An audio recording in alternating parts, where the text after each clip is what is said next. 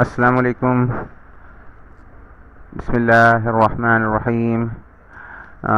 Students, आज हम chapter number 11 start कर रहे हैं और chapter number 11 AC power analysis है। प्रैक्टिस प्रॉब्लम्स करेंगे और डिस्कशंस भी करेंगे टॉपिक की। और ये AC power analysis and this is chapter number 11। सो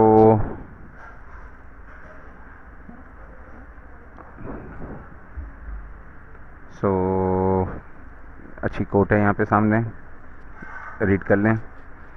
तो 4 things come not back, doesn't come back. So spoken word, मुंह से निकला हुआ लफ्ज़ बहुत तोल तोल के बोलें। कमान से निकला हुआ तीर, और जब टाइम पास हो गया, और नेगलेक्टेड अपॉर्चुनिटी। तो इस वक्त जो आपके पास टाइम है ना, इट्स अवेलेबल अपॉर्चुनिटी, इसको अवेल करें इस टाइम को। और ये टॉपिक आपने अभी सीख लिया तो सीख लिया, अगर इसके बाद यू डोंट नो कि कब टाइम मिलेगा। अच्छा, तो जो टाइम पास्ट है ना, इसके बारे में मेरे पास कुछ कहने को मौजूद है। आमतौर पर बंदा कहता है कि क्या कर रहा है, बंदा कहता है कि मैं टाइम पास कर रहा हूँ। तो जब बंदा कहता है ना मैं टाइम को पास कर रहा हूँ, तो टाइम सामने से जवाब देता है और कहता है बंदा तो मुझे टाइम को पास कर रहा है, लेकिन मैं बंदे को फेल कर रहा हूँ। तो टाइम आपको फेल कर देता है अगर आप टाइम को सिर्फ पास करें तो try to make maximum out of the available time. तो हम भी थोड़े से टाइम में पीछे रह गए। वैसे मैं बताऊँ आपको, कोर्स का पॉइंट ऑफ व्यू से कंटेंट्स बहुत ज़्यादा बाकी हैं और एग्ज़ाम्स करीब हैं, अल्लाह हमारी मदद करें। तो इंट्रोडक्शन है ये चैप्टर का। अच्छा, instantaneous power and average power. अब आपको मालूम है कि power is always given by P is equal to V I. अब ये क्योंकि वी और आई दोनों एसी क्वांटिटीज़ हैं, so they will be taking the shape of AC. V m होगा मैक्सिमम एम्पलीट्यूड, और ये इसका एक फेज़ होगा वोल्टेज का। और इसी तरीके से करंट का एक मैक्सिमम एम्पलीट्यूड होगा, दैट इज़ आई एम, और एक इसका फेज़ होगा आई थीटा आई। अब जब हमें P is equal to V I मालूम करना होगा, तो हमें क्या करना पड़ेगा, पी टी हमें मल्टीप्लाई करना पड़ेगा वी आई वी टी को और आई टी को। वी टी, जब P is equal to V I मालूम करेंगे तो V मल्टीप्लाई बाई आई। तो ये जो हो जाएगा, ये दो क्वांटिटीज़ मल्टीप्लाई हो जाएंगी, वी एम आई एम और cos omega T theta V, और इसी तरीके से कॉस एंड थीटा आई इसका फेज़ है। and they both will have the same frequency, omega t, because right now what we are considering a system which is operating on a single frequency, and that's why we will be just able to use the concept of phasors। और आपको मालूम है कि phasors के अंदर जो frequency होती है सिस्टम की, वो इंट्रिंसिक होती है और वो अंडरस्टूड होती है और वो सेम होती है। जब भी मैं ये PDF फाइल के बाद ये रिकॉर्डिंग फाइल वाला सॉफ्टवेयर देखता हूँ तो मुझे बड़ा डर लगता है, क्योंकि ये आमतौर पर ब्लैक स्क्रीन फंस जाती है और फिर जो है आप कुछ भी डिस्कशन करें आपको नहीं पता लगता, रिकॉर्डिंग में वही ब्लैक स्क्रीन जा रही होती है। वो that gives me a real I am very scared of it, because पूरा लेक्चर रिकॉर्ड करने के बाद when you just go through the lecture and then you find out कि वहाँ पे एक ब्लैक स्क्रीन फंसी हुई है। ओहो, कितनी गंदी फीलिंग होती होगी, जस्ट कांट इमेजिन, क्योंकि आपने कभी लेक्चर रिकॉर्ड नहीं किया है। अच्छा, तो मैं आपको क्या कह रहा था, ये दोनों मल्टीप्लाई कर रहे थे, दोनों को मल्टीप्लाई कर दिया तो ये हो गया। अभी अप्लाई द ट्रिग्नोमेट्रिक आइडेंटिटी, जब दो कॉस की टर्म्स को मल्टीप्लाई कर रहे हो तो ये आपके पास ट्रिग्नोमेट्रिक आइडेंटिटी है, कॉस ए कॉस बी। और एक दफ़ा कॉस को ए माइनस ए करते हैं और एक को कॉस ए प्लस बी करते हैं, और इसको टोटल को हाफ से मल्टीप्लाई कर देते हैं। अच्छा, अब जब यही चीज़ हम ट्रीटमेंट ऊपर करेंगे तो क्या होगा कि जब हम एक को दूसरे से माइनस करेंगे तो ओमेगा टी कट जाएगा, और दूसरा यहाँ पे जब ऐड करेंगे तो 2 ओमेगा टी हो जाएगा, और यहाँ पे फाइज जो होंगे, जो फेजेस होंगे वो ऐड हो जाएंगे। तो अब इसमें ये पता लगा कि इस जो इंस्टेंटेनियस पावर है इसके दो पार्ट हैं। एक पार्ट तो इसका वो है जिसकी फ्रिक्वेंसी डबल हो गई है, पहले ओमेगा फ्रिक्वेंसी थी वोल्टेज की और करंट की same, and that was omega T. Angular frequency अगर हम बात करें तो ओमेगा, और अगर हर्ट्ज में बात करें साइकिल्स पर सेकंड के हिसाब से तो ओमेगा में से divide by 2 pi, omega divide by 2 pi is F. सही है, तो F is equal to omega divide by 2 pi, और omega is equal to 2 pi F. अच्छा, तो ये फ्रिक्वेंसी डबल हो गई है, ये बात को नोट रखें। और इसका जो फेज़ है वो दोनों का फेज़ जो है ऐड हो गया है, और यहाँ पे कोई भी टाइम वेरिंग क्वांटिटी नहीं है, इट्स अ कांस्टेंट 5v और थीटा v एंगल, और ये भी कांस्टेंट है। इसका कॉस लेंगे तो ये भी कांस्टेंट आएगा, इसका मतलब है कि this is not a sinusoidal quantity. तो ये देखें इसके अंदर कि ये जो फ्रिक्वेंसी है, इसका जो टाइम पीरियड है t/2 है, इसका मतलब है कि अगर original time period 30 of voltage and current both, तो इसका जो टाइम पीरियड है वो t/2 है। इसका मतलब है इसकी फ्रिक्वेंसी डबल हो गई है, इसकी फ्रिक्वेंसी डबल हो गई है। ये पावर सिग्नल है, इंस्टेंटेनियस पावर, ये पूरा सिग्नल है जो कि यहाँ पे शो किया हुआ है। अब इसका देखें ऑफसेट भी है, ये जो ऑफसेट है जो कि इसका सेंटर पार्ट है, जिसके अराउंड ये ऊपर नीचे हो रहा है, सिमेट्रिक है। जैसे जीरो के सिमेट्रिक होता है, साइनसॉइडल सिग्नल अगर देखें तो जीरो को होता है, लेकिन ये जीरो के अक्रॉस नहीं है, बिकॉज इसके अंदर ये वाला जो पार्ट है ये एवरेज पावर है इसकी। इस पूरे सिग्नल की अगर एवरेज लें तो ये वाली एवरेज पावर आती है, this is called the average power. और इसको हम लेते हैं थीटा वी माइनस थीटा आई से। तो ये इसके अक्रॉस ये आपका साइनसॉइडल सिग्नल ऊपर नीचे हो रहा है, और कितना ऊपर नीचे हो रहा है, ये जो इससे हाफ सिग्नल ऊपर जाएगा, half V M I M, और इसी तरीके से यहाँ तक इस पॉइंट तक होगा half V M I M, और ये जो होगा half V M I m multiply by cos the difference of the phases, cos of the difference of the phases, cos theta V minus theta I. अच्छा, इससे कोई फर्क नहीं पड़ता कि अगर theta I minus theta V भी कर लें तो it doesn't make any difference at all, because cos of theta is equal to cos of minus theta. तो इसका मतलब है कि अंदर साइन का डिफरेंस आ जाए तो कोई फर्क नहीं आता। अच्छा, सो ये बात मैंने आपको बता दी कि फ्रिक्वेंसी डबल हो गई और एक कांस्टेंट पार्ट आ गया ये, और फ्रिक्वेंसी इसकी डबल हो गई, ये इन्होंने शो किया है। The average power in watts is the average of the instantaneous power over one period. ये देखें वन पीरियड पे एवरेज पावर आ गई है। अच्छा, अगर आप ये एवरेज पावर को हम लेते हैं इस तरीके से, अब अगर इसकी एवरेजिंग करें, इस सिग्नल की एवरेजिंग करें, तो इसका मतलब है कि इसका इंटीग्रल लेना पड़ेगा, और ये इंटीग्रल आएगा इसका, ये इंटीग्रल आएगा, ये आ गया। अच्छा, तो इसके अंदर इंटीग्रल में दो चीज़ें आई हैं, एक ये आया है और एक ये वाला पार्ट आया है जो ट्रिग्नोमेट्रिक आइडेंटिटी से भी हमने मालूम किया था। So the first integrant is constant, ये तो कांस्टेंट है first integrant, and the average of the constant is the same constant.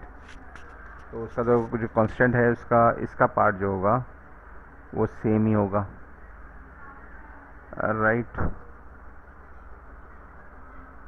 अच्छा, इसका जो होगा वो होगा इंटीग्रल, एवरेज लेंगे तो टी आएगा इंटीग्रल, तो टी अपॉन टी हो जाएगा, और ये this thing will all be vanished, और सिर्फ ये वाला पार्ट हो जाएगा जो हम ऊपर मालूम कर चुके हैं। और बाकी दूसरा जो है ये इसका एवरेज है, और साइनसॉइडल सिग्नल है ये इसके अंदर, और साइनसॉइडल सिग्नल का एवरेज ज़ीरो ही होता है, तो इसका मतलब कि इसका एवरेज ज़ीरो होगा। तो एवरेज क्या रह जाएगा, सिर्फ ये वाला पार्ट रह जाएगा, दैट्स वाई ये यहाँ पे इन्होंने लिख दिया कि एवरेज यही वाला रह जाएगा। Because the area under the sinusoid during a positive half cycle is cancelled by the area under it during the following negative half cycle। तो इसको आप पढ़ लें और अपने आप को कन्विंस करें। अच्छा, अब देखें ये जो रिजल्ट आया ना, थीटा वी माइनस थीटा आई, इसको हम बड़ी सिंपल टर्म्स में लिख सकते हैं। आंसर आया है, टाइम डोमेन में हमने सारी कैलकुलेशन की है, तो फेजर डोमेन में हम लिख सकते हैं कि इसका half V m theta V minus theta I, यहाँ से थीटा आई माइनस हो रहा है, सिंपल ये जो फेज़ है इसका वो यहाँ पर है, इसको हम लिख सकते हैं फेज़र में। सो कॉस की टर्म है और हम इसको फेज़र में लिखना चाहें तो इसको लिख सकते हैं। तो ये अगर माइनस थीटा है तो यहाँ पे आई, ये कैसे आया है, ये आई आया है by just multiplying the minus part, इसको माइनस करने से, तो ये कॉन्जुगेट है, आई इज कॉन्जुगेट, इसको इस तरीके से लिख सकते हैं। अच्छा, रियल पार्ट है, ये रियल पार्ट इसका जो है एवरेज आ गया, ये साइनसॉइडल फेजर टर्म्स में पूरा कंप्लीट हमने लिखा हुआ है रेक्टेंगुलर फॉर्म में, और इसका रियल पार्ट जो होता है वो ये वाली चीज़ है, ये रियल पार्ट है इसका, तो ये हमारा आंसर है, एवरेज पावर है ये। अच्छा, अब दो एक्सट्रीम केसेस ले लेते हैं। When theta V is equal to theta I, it means there is no phase difference. When there is no phase difference, so इसका मतलब है कि this will be completely zero, they both will be same. जब zero होगा तो cos of zero will be 1 और half V M I m आ जाएगा, और ये रेजिस्टिव केस होगा, ये आ गया रेजिस्टिव केस। तो प्योर रेजिस्टिव केस के लिए होगा P equal to half V M I M. और जब ये कैपेसिटिव केस है, ये इंडक्टिव केस है, तो जो एंगल होगा, the difference between the angles will be 90। Capacitor और इंडक्टर में दोनों में 90 होता है, तो प्लस माइनस 90, तो cos of 90 will be 0 and there will be no average power in the case of the inductor और कैपेसिटर। तो ये जो है आपको अपने आप को कन्विंस करने की ज़रूरत है। If you understand these things then solving numericals will be no issue. Showing that a purely reactive circuit means either it is capacitive or inductive circuit absorbs no average power in summary. In summary, the resistive load absorbs power at all times while the reactive load absorbs zero average power. ये इसका अंदर कोई average power नहीं होती है। ये example है, solved example है, you can just go through it. I will just show helping you in solving the practice problems. Practice problems को आप अपने हाथ से सॉल्व करने की कोशिश करें। अगर कहीं फंसे तो आप मेरा लेक्चर देख सकते हैं। I will be just making available all the snapshots of my solutions in the form of archive on LMS.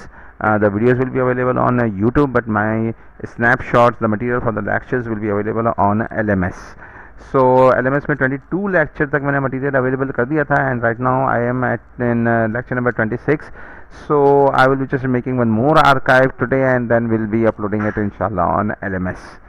So calculate करनी है instantaneous power absorbed by a passive linear network of figure 11.1. 11.1 पे एक simple सा diagram बनी हुई है, उसकी ज़रूरत नहीं है। P और ये V और I मल्टीप्लाई हो रहे हैं और ये इसका आंसर आ रहा है। तो I will just show you 11.1।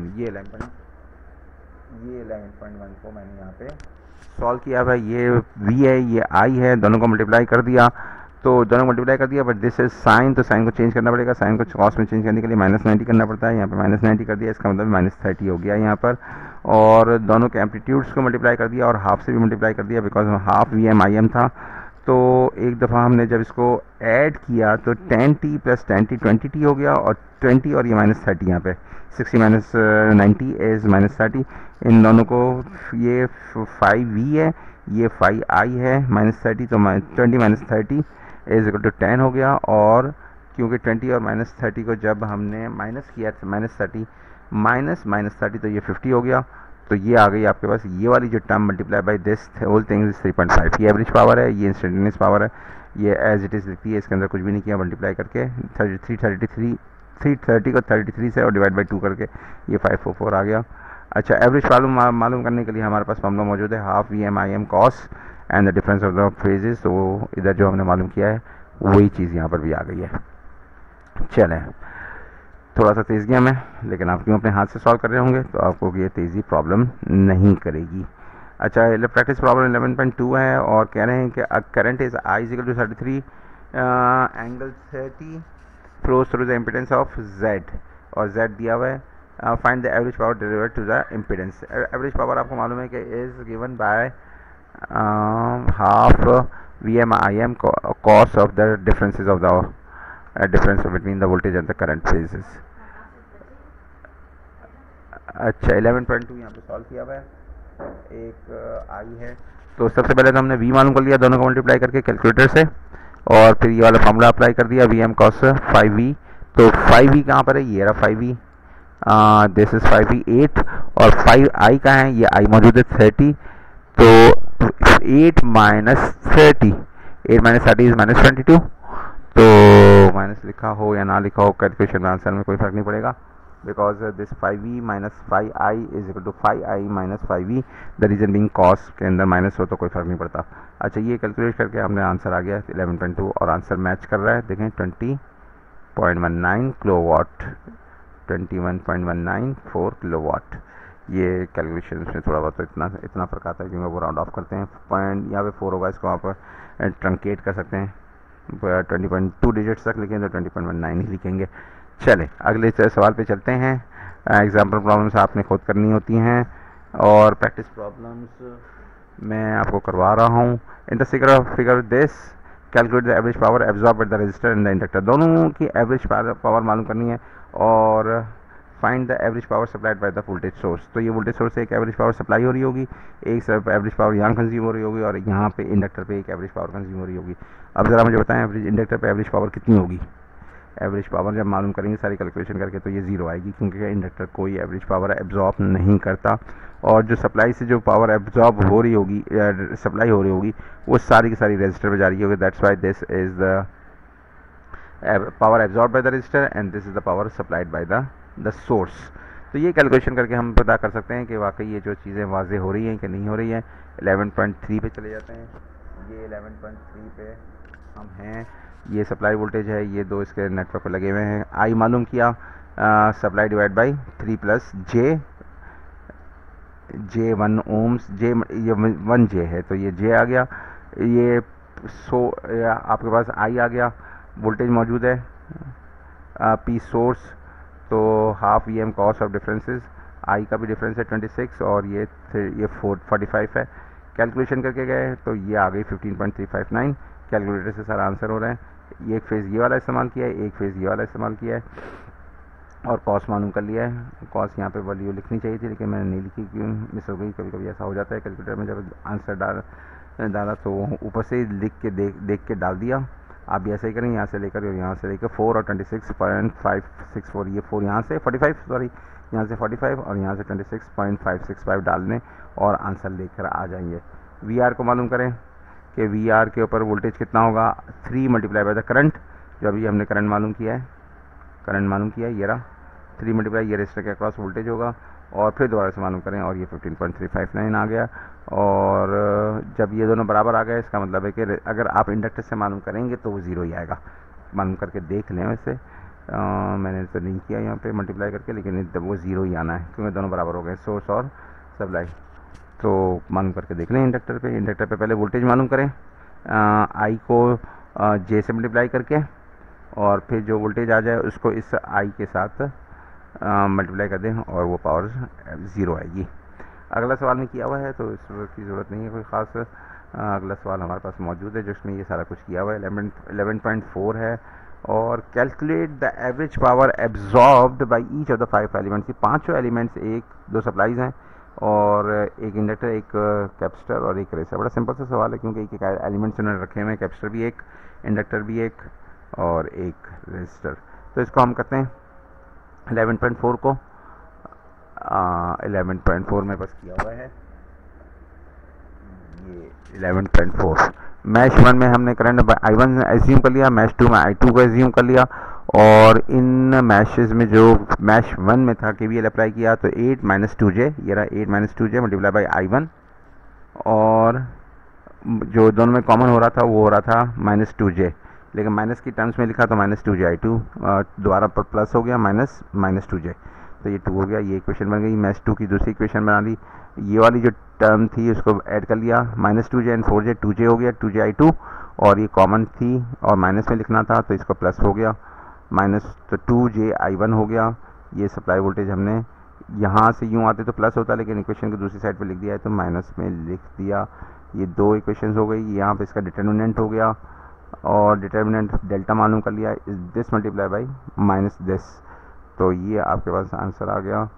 और डेल्टा 1 मालूम कर लिया, डेल्टा 2 मालूम कर लिया, ये यहाँ डेल्टा 2 आ गया। ये वैल्यूज़ हैं, कैलकुलेटर से की हुई हैं। और 11.4 का सेकंड पेज ये रहा। I1 मालूम किया डेल्टा 1 अपॉन डेल्टा से, तो ये आ गया। I2 मालूम किया तो ये आ गया डेल्टा 2 अपॉन डेल्टा से। अच्छा, 40 वोल्ट सोर्स में जो करंट गुजर रहा है वो देखते हैं कौन सा है। 40 वोल्ट सोर्स में करंट जो गुजर रहा है वो I1 गुजर रहा है, तो I1 ले लिया, VM I1 ले लिया। I1 की वैल्यू क्या आई है, ये देखें 5 और 53 आई है I1 की वैल्यू। तो 5 को मल्टीप्लाई कर दिया मैग्नीट्यूड में, और 53 को यहाँ से ले लिया, और जो सोर्स थी वो 0 वोल्टेज की थी। करंट यहाँ पर है, theta V minus theta I, ये थीटा I है, और किया तो 60 वाट आ गया। ये सप्लाई जो प्रोड्यूस कर रही है सप्लाई, वो 60 वाट्स प्रोवाइड कर रही है।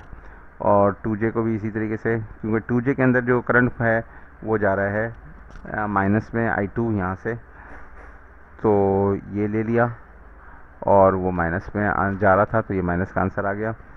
40 वोल्ट ये सप्लाई कर रहा है, एज कंज्यूम कर रहा है, the supply that is being consumed, ये दोनों 60, ये भी -60 है, ये भी प्रोवाइड कर रहा है, ये भी प्रोवाइड कर रहा है। तो रजिस्टर के ऊपर मालूम किया, तो रजिस्टर में कौन सा करंट था, रजिस्टर में कौन सा करंट था, ये रजिस्टर में I1 था, क्यों यहाँ इस मैच का करंट I1 है। तो हमने I1 ले लिया यहाँ से 5, और रजिस्टर में तो कॉस ऑफ ज़ीरो ये आ गया 5V - 5I रजिस्टर पे। तो I1 रजिस्टर की वैल्यू पहले तो V में मालूम किया 8 × 5, और फिर जो है ये θV θI, इसको आप डाल के देखेंगे ये 100 आ गया। अब दूसरा पेज भी हम देख लेते हैं इसके बाद का, ये दूसरा पेज है कैपेसिटर के कैलकुलेशन की, तो 0 आ गया। ये देखें कैलकुलेशंस करके देख लें, पहले तो वोल्टेज मालूम किया -2J से मल्टीप्लाई करके, तो ये वोल्टेज आया है, फिर इसको हमने मल्टीप्लाई किया है वोल्टेज को करंट से, ये करंट है, तो ये दोनों का फेजेस जो है देखें, दोनों का फेजेस ये जो है 0 आ गया, 0 आ गया, -90 आ गया, 90 आ गया, 26 - 63, तो ये 90 आ गया। सॉरी यहाँ पे मुझे 0 लिख दिया, लेकिन ये 90 होना चाहिए था, sorry, I am sorry, very sorry, ये 90 है, तो ये 0 हो गया पावर। और इसी तरीके से इंडक्टर के अंदर भी, तो ये हमने जब वोल्टेज मालूम किया और फिर जो है वोल्टेज मालूम करने के बाद ये एंगल आ गया 90, तो जब एंगल 90 से मल्टीप्लाई करेंगे तो पावर 0 ही आएगा। तो that's it, this was the AC analysis, और हम इसको मज़ीद इस चैप्टर में आगे चलेंगे। तो टिल देन इंशाल्लाह, अल्लाह हाफ़िज़, अस्सलाम वालेकुम।